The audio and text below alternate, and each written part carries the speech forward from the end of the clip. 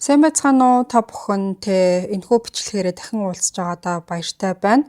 За тэгэхээр энэ удаагийн бичлэгээр Монголын зуны улиралд арьсаа яаж арчлах нь хамгийн үр дүнтэй байдаг талаар та бүхэнтэй хуваалцахаар би шийдсэн байгаа. Ер нь бол 100 буюу өвөл гэсэн энэ хоёр улиралд хүмүүсийн скин кер хамгийн их өөрчлөгддөг улирал байгаа.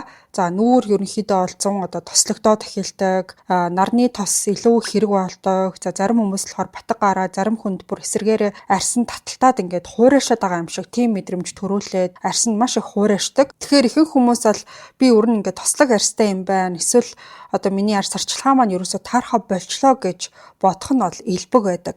Гэхдээ яг үнэндээ Монголын 100 бол арьсанд нэлээд тийм өвөрмөц байдлаар нөлөөлдөг.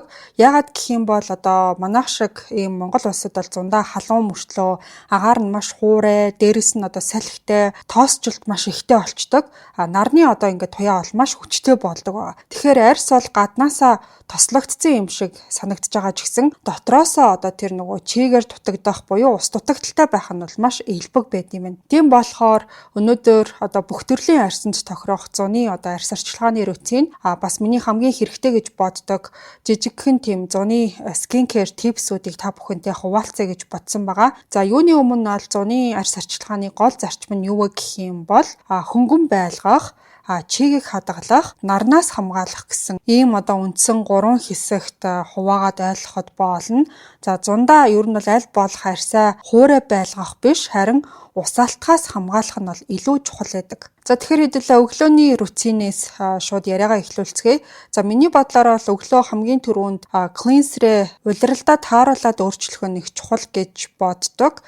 За хэрвээ өвөл ах юм бол арай тийм өтгөн төрлийн клинсер хэрэгэлдэг байсан бол зундаа арай зөөлөн тийм гелэн бүтэцтэй клинсер рүү шилжихэд ерөнхийдөө бол айгу тааламжтай байдаг. Хэрвээ rosacea-тай эсвэл маш тийм эмзэг арьстай байх юм бол өглөөдөө cleansing pad гэж байдаг шүү дээ. Цэвэрлэгч пад эсвэл цэвэрлэгч усаар арчаад хөнгөн арчингуудаа дараад нь усаар зайлахад ч гэсэн хангалттай цэвэрлэгээ болж чаддаг. Хит хүчтэй угаачих юм бол скин барьер сулраад илүү их улайх ч юм уу хуурайшиж бас болдог. За дараагийнхаа алхам нь бол чигшүүлэгч тонер эсвэл эссенц байгаа. Ерөнхийдөө бол алийг нь ч хэрэгэлчиж болно.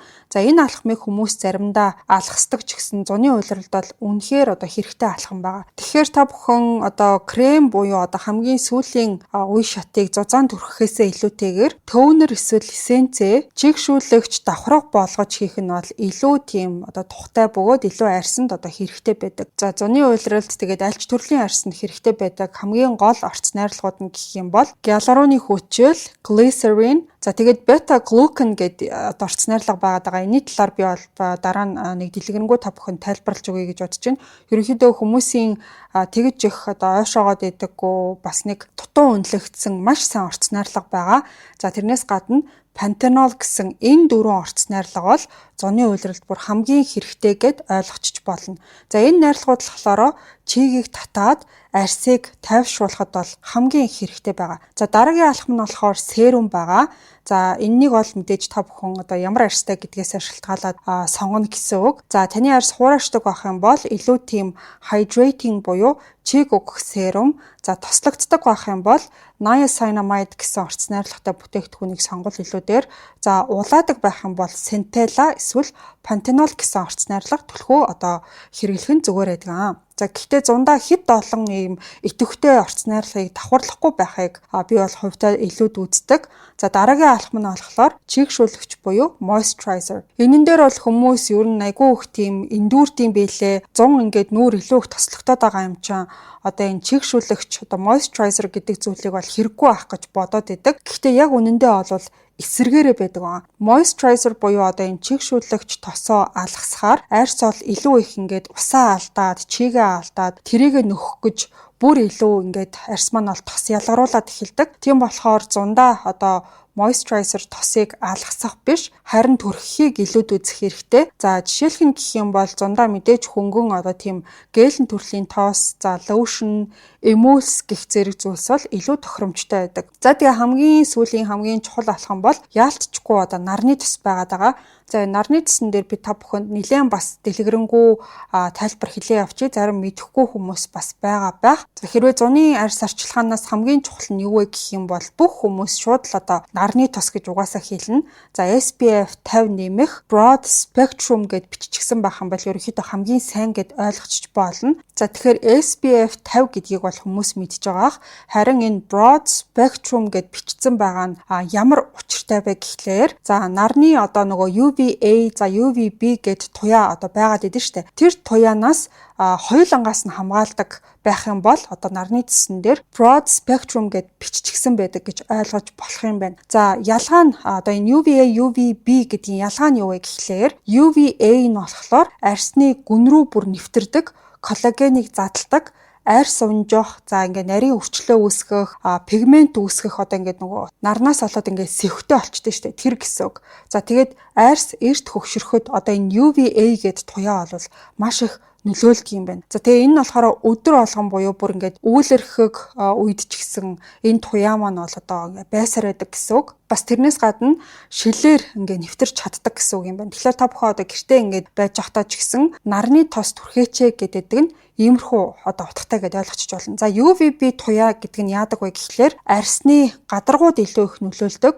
Наранд түлэгдэх, улайх, за борлох гэдэгтэй одоо энэ UVB туяа гэдэг маань илүү холбоотой байдаг бахан. За тэгэхээр зуны улиралд бол хамгийн мэдрэгддэг нь энэхүү одоо UVB гэсэн туяаны одоо тэр нэг хор нөлөө юм байна. Тэгэхээр ерөнхийдөө бол одоо нарны тосон дээр энэ broad spectrum гэд биччихсэн байвал энэхүү бүтээгдэхүүн нь зөвхөн түлэгдэхээс хамгаалаад зогсохгүй урт хугацааны арьсны гэмтлээс ч гэсэн хамгаална гэсэн утгатай байна. Тэм учраас та бүхэн одоо бичгийг нь сайн анзаарч харж ээж аваарай. За дараагийн та бүхний нэг ойлгодгүй байж магадгүй нэг зүйл байгаад байгаа. За тэр нь болохоор ингээд PA нэмэх за эсвэл PA 4 одоо нэмэхтэй ингээд 3 юм уу 4 нэмэхтэй одоо ийм тоснуудас байгаад идэг. За заримдаа одоо 1 ч юм уу 2 гэсэн иймэрхүү бичлэлт байгаад идэг. За тэгэхээр энэ нь юу вэ гэдгийг та бүхэнд одоо маш ойлгомжтой тайлбарлаад өгье. За PA гэдэг нь бол нарны тосны UVA хамгаалалтын төвшинг илэрхийлдэг тэмдэглэгээ юм байна.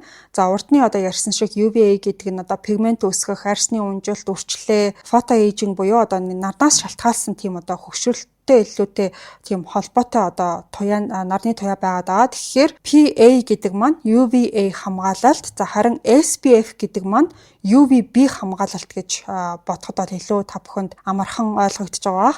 За нэмэх гэсэн тэмдэглэгээ нь юу гэсэн үг вэ гэхлээр хамгаалалтыг хэр их одоо өндөр түвшинд байгаа вэ гэдгийг харуулсан одоо тийм тэмдэг юм байна. За PA нэгхэн ширхэг нэмэгтэй авах юм бол UVA хамгаалалт нь бага.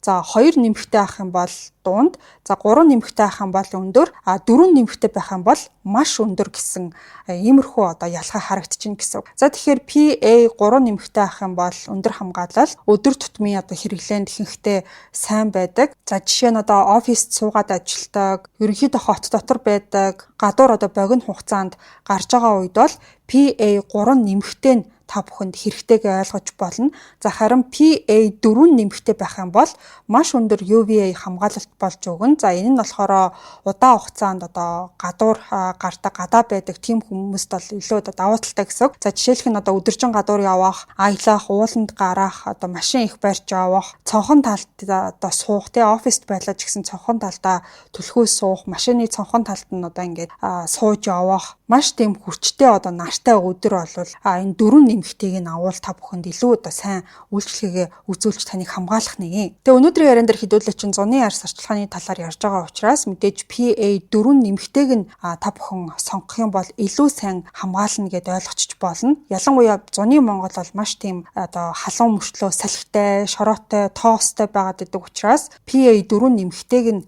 сонгоорой гэж зөвлөмөр байна. За тэгээ нарны тосыг хэр их хэмжээтэй түрхэх вэ гэдэг дээр хүн болгон өөрөөр бодолтой байгаад идэг. За ихэнх инфлюенсерүүд болохоор 2 одоо хурууны хэмжээтэй түрхэх юм бол яг одоо ингээ хангалттай болно гэж үздэг ч гэсэн Европ хүмүүсийн хувьд бол арай илүү жижигхэн царайтай хэмжээ багтай учраас одоо 2-3-ны хэмжээтэй бол одоо хангалттай байж магадгүй. За Аз хүмүүсийн хувьд бол илүү тийм одоо том нүүртэй ч гэдэг юм уу. За монголчуудын хувьд одоо жоохон хацар томтой байдаг учраас 2-3-наас арай жоохон их хэмжээтэй. За тэгээд одоо арьс арчилгаа хийдэг хүмүүс бол өөрөөсөө мэдрээд миний арьсанд нэг иймэрхүү хэмжээтэй түрхэхэд хангалттай байдгаа гэсэн нэг тийм мэдрэмжтэй болцсон байдаг байх гэж бодож байна. За миний хувьд бол энэ 2-3 бол арай жоохон багтдаг. Арай нэмж түрхэх юм бол илүү юм сайн хамгаалах юм шиг санагддаг. За тэг хүмүүсийн хамгийн их мартдаг хэсгүүд нь болохоор чих, за зовх, хүзүү, гарын одоо ар тал, за мөн уруулын дээд хэсэг гэх мэт энэ одоо хэсгүүдээр ч гэсэн түрхэхээ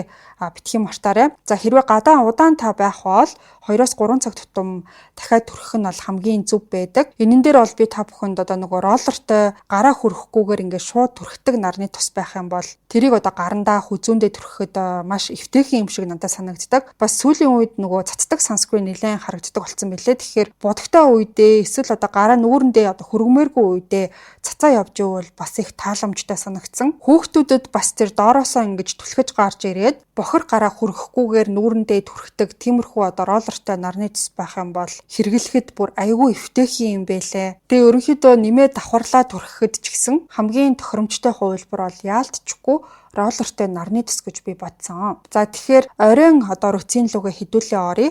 За зуны одоо оройны арьс арчилгаа бол арай минимал байж болдог. За хэрвээ нарны тос эсвэл мейкаптай байгаа бол мэдээж давхар цэвэрлэгээ double cleanse хийх хэрэгтэй. За эхлээд cleansing oil за эсвэл balm хэрэглээд дараа нь тийм одоо зөөлөн цэвэрлэгчээр угаагаад ингээд арьс маань тэр чигтээ бүх одоо бохирдол, тос гэдэг өдрийн турш ялгарсан бүх зүйлийг бол цэвэрлээд дараагийн алхамд бол бэлтэнэ. За тэгээд орой одоо treatment бүтээгдэхүүн хэрэглэдэг хүмүүс бол зундаа бага зэрэг энэ давтамжаа бууруулах бас боломжтой. За жишээлх юм бол одоо ретинол, третиноин, AHA, BHA гэх мэтчлэн арай жоохон хүнд орц найрлагуудыг одоо давтамжийг нь одоо бууруулах боломжтой гэж үзээд байгаа. Яагаад гэхээр иймэрхүү төрлийн хүнд орц найрлагыг өвөлтөө одоо яг ижлэхэн давтамжаар хэрэглэхэд бол зарим хүнд одоо irritation буюу одоо ингээд арьсан жоохон юм захтандаг ч юм уу, улайдаг ч юм уу тиймэрхүү зүгэл мэдрэгдэж магадгүй. Яагаад гэхээр зуны одоо энэ хит ягаан туяа өөрөө айгүй өндөр байгаад байдаг.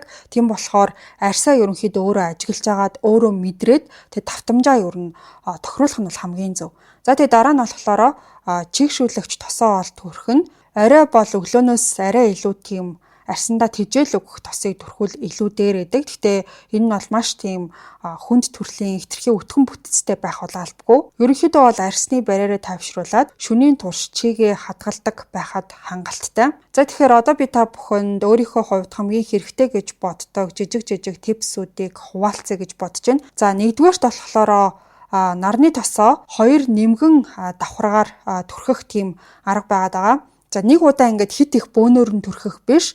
За эхлээд бол нэмгэн түрхээд за тэг 30 секунд болсны дараа дахиад ингээд нөгөө нарны тосоо түрхэх юм бол илүү одоо арьсанд жигд сууж өгдөг. За хоёрдугаарт гэх юм бол чигшүүлэгчээ арьсаа одоо баг зэрэг чигтэй байгаа дээр нь түрхэх юм бол арьсанд бол чигээ илүү сайн барьж өгдөг. За энэ нь бол одоо нүүр ингээд бүрэн хатхаас өмнө гэсэн үг. За 3 дугаарт болохоор өдрийн турш хэрэг таны арьс ингээд тослогдоод авах юм бол дээрээс нь одоо нөгөө пудр үүдэн шүү дээ. Тийм пудр ингээд нэмж түрхэхээсээ илүү тосыг өөрлөгөө шингээж авдаг тийм пейпер та бүхэн хэрэглээрэй гэж зөвлөе. Яагаад гэхээр пудр дээр давхар нэмээд ингээд пудр түрхээд ахаар арьс маань улам тийм кейки харагдаад байдаг. За 4 дугаарт гэх юм бол урууландаа SPF түрхээ та бүхэн битгий мартаарай. За ер нь бол хүмүүс нэх их одоо урууландаа нарнаас хамгаалах тийм бом, за эссенц, тиймэрхүү зүйл түрхээрээ энэ төр гэж юусоо зөвлөдөггүй. Гэхдээ түрхээгүй байснаас түрхсэнд мэдээж хамаагүй дээр. Энэ бол айгүй тийм хэрэгтэй зөвлөгөө байх гэж бодож байна. За 5 дугаарт нь болохоор нүрээ одоо зуны улиралд бол хит олон удаа угаахгүй байсан дээр. За ингээл нүүр хөлсчлөө, нүүр маань одоо ингээд угаахгүй бол нэг л юм бохор санагдаад байна гэд угаагаад ах тусмаа арьс бүр илүү хуурайшаад тэрнээсээ болоод илүү тослогдох тохиолдол бол маш их байдаг. Тийм болохоор болж өгвөл өглөөдөө нэг, оройдоо нэг гэсэн цэвэрлэгээгээ бүх улиралд хадгалахад ерөнхийдөө болдожгүй. За 6 дугаарт нь гэх юм бол бид нэр ингээд 100 болохоор биеэс одоо хөлс гадагшлаад халууцаад биеийн шингэнээ өөрөө ч ингээд мэдлэхүү алдчихэдэг. Ингэснээсээ болоод ядардаг, ямар ч ингээ хүчгүй, энергигүй болчдөг. Тэгэхээр усаа сайн уух нь ялангуяа зуны улиралд бол маш хэрэгтэй зүйл байгаад байгаа. За ихэнх хүмүүс бол ингээд усуухаар бидээ шингээж чадахгүй шээгээд гаргацдаг гэж ярьдаг. Тэгэхээр та бүхэн усандаа бага зэргийн давс хийгээд за давс нь болохоор жамт давс байж болно. За эсвэл далайн давс гэж одоо байдаг. Sea salt гэдэг одоо ер нь хүнсний зарим дэлгүүрүүдээр одоо байгаа байх. Тим төрлийн давсыг хийгээд уугаад үзээрэй. Энгийнээс одоо илүү бийж шингэхэд энэ арга бол танд туслах болно. За хэмжээний хувьд мэдээж ихийг бол хийж болохгүй. Одоо их давстай юм ууж идэхээр мэдээж нөгөө хамаг одоо биеийн чигийг ингээд улам бүр сороод идэг. Тэгэхээр үйл ялаг амтагдах төдий хийгээд та бүхэн уугаад үзээрэй. Энэ аргыг бол мэрэгчлэтнүүд ч гэсэн зөвлөдөг. Бас үнэхээр ингээд шейхэн багасаад илт мэдрэгддэм билээ. За 7 дугаарт болохоор бүтээгдэхүүндээ түлхүү чийг сайн угах тийм сэнгэнсэн одоо тайвшруулах пад за тийм сэнгэнсэн мист за бас тийм төрлийн одоо маск хэрэглээрэй гэж зөвлөе. Арсны одоо улайлтыг багасгадаг градус бууруулдаг бүтээгдэхүүнүүд одоо бол зах зээл дээр маш олон болсон байгаа. Тэгэхээр тиймэрхүү төрлийн одоо бүтээгдэхүүнийг ашиглаад за нэгдүгээрт бол арсны температурыг бууруулахаас гадна халуунд бол ингээд арсны нүх ингээд улам бүр томроод чимчигнээд байдаг шүү дээ. Яг тийм үед бол ийм сэнгэнсэн пад за сэнгэнсэн тийм маск энэ төр бол үнэхээр үр дүнтэй байдаг. Тэр дор нь баг үр дүнгээ харж болох одоо бүтээгдэхүүн бол маш олон байгаад байгаа. За ингээд энэ удаагийн дугаарын хамгийн сүүлийнх нь юу вэ гэхлээр зуны турш та бүхэн ингээд арьс одоо тасдагтаад байгаа юм шиг санагдчихсэн ч гэсэн энэ нь бол ихэнхдээ одоо биед чинь ус хангалтгүй байна гэсэн дохио байх нь элбэг байдаг. Тийм учраас арьс царчилгаанд аль болох зөөлөн, хөнгөн, чийгшүүлэх, хамгаалах ийм төрлийн бүтээгдэхүүн байлгахыг хичээгээрэй. За тэгэхээр та бүхэн зуны улиралд арьс царчилгааны рутиндээ юу өөрчилж хэрэгэлдэг вэ? Та одоо яг ямар төрлийн нарны тос хэрэгжилж байна? Бас энэ удаагийн та бүхэнд өгсөн мэдээлэл ямар санагдсан талаараа комент хэсэгт бичиж үлдээгээрэй. Хамтдаа энэ тухай ярилцах юм бол надад маш их таалагдах болно. Энэ удаагийн бичлэг та бүхэнд таалагдсан бол лайк дараад сувагт маань subscribe хийгээрэй. За ингэж хэдүүлээ дараагийн бичлэгээр эргээд уулзъя. Түр баяртай.